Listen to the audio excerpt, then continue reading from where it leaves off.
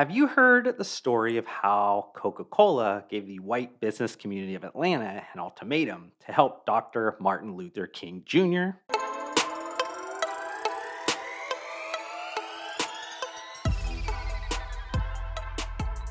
So, I'm not sure if this unofficial content series will eventually become an official one, but I do want to more frequently share some obscure CPG industry historical stories that I find interesting.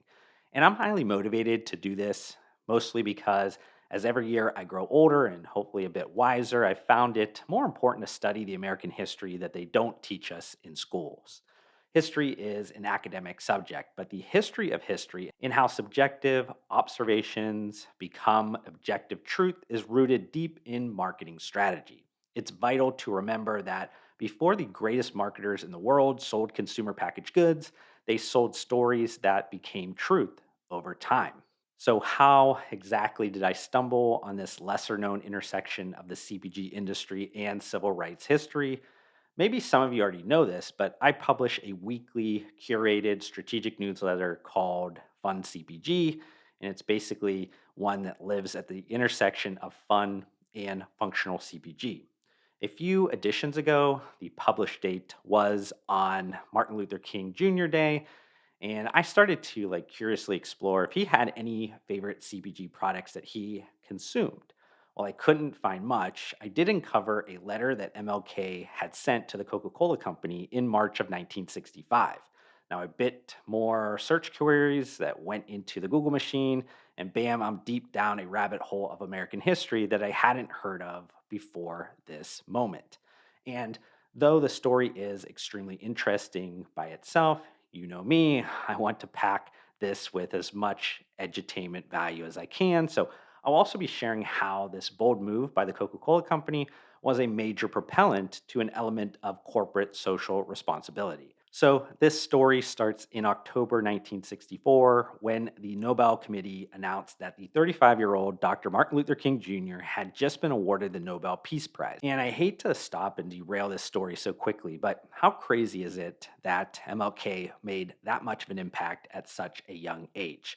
Maybe it's so astonishing to me because I'm a few years older right now than when he received the Nobel Peace Prize.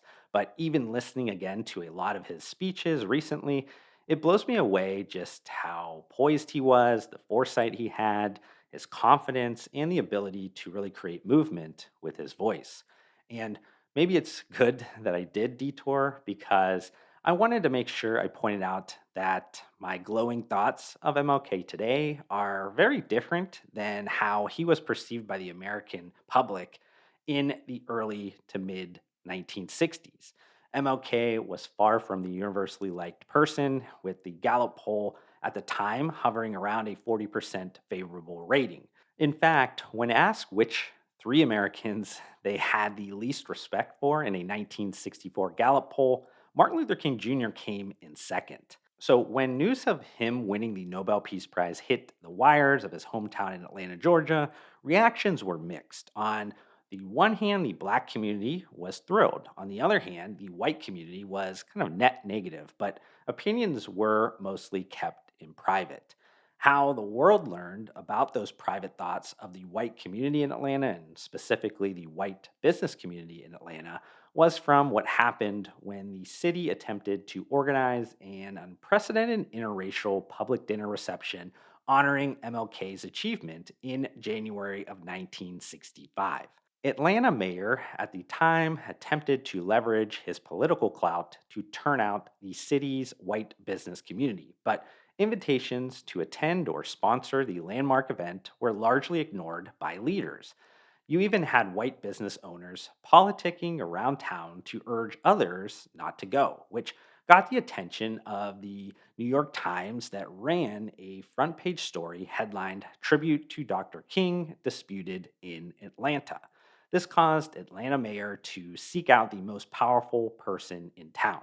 Now, while he had not been the president of Coca Cola in a decade, Robert Woodruff guided the Atlanta based beverage company into a global powerhouse over the 32 years as president.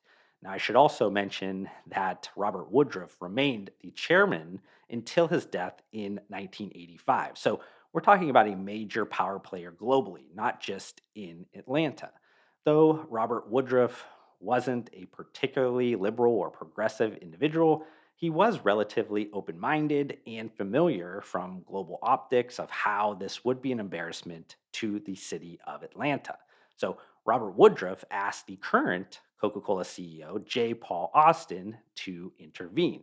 Now, spending 14 years in South Africa and seeing what apartheid had done to the South African economy, J. Paul Austin was motivated to help Atlanta not go down a similar road.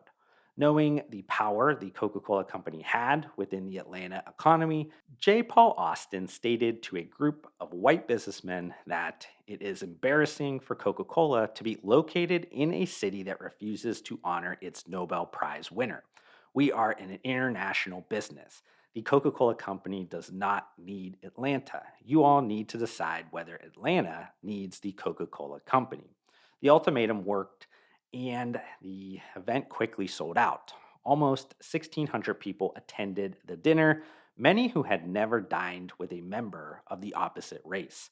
In the days following, national publications found it remarkable that Atlanta could host a successful dinner and claimed Atlanta has long been one of the South's most enlightened cities. About 2 months after the event, Dr. King wrote a letter to the Coca Cola Company stating, "Few events have warmed my heart as did this occasion. It is a testimonial not only to me, but to the greatness of the city of Atlanta, the South, the nation, and its ability to rise above the conflict of former generations and really experience that beloved community where all differences are reconciled and all hearts in harmony."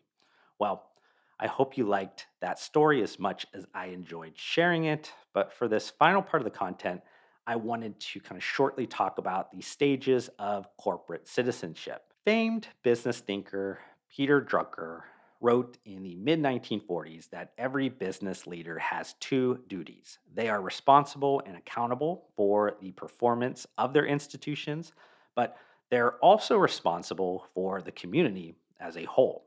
Now, some CPG companies during that era, like Johnson& Johnson and Hershey's, were early proponents of it. But I'd argue that this corporate intervention or joining the conversation on social issues to spark change wasn't really done by the largest companies in America until this event that happened with the Coca Cola Company. In the 1970s, academics started talking about this idea of the social contract, and corporate social responsibility slowly grew to being essential today.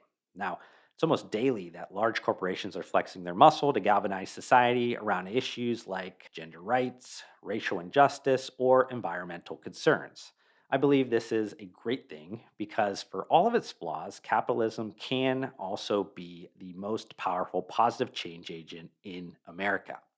But I hope you enjoyed this YouTube video. If you did, hit the like button to support me. Also, help me get to my short term goal of 2,000 subscribers by hitting that subscribe button. I'd love to see you join me on this journey, but we need to fix the fact that basically like three-fourths of you that are watching this YouTube video right now are not subscribed to my channel, and that makes me extremely sad. But I do want to thank you for tuning in, and I'll see you on the next one.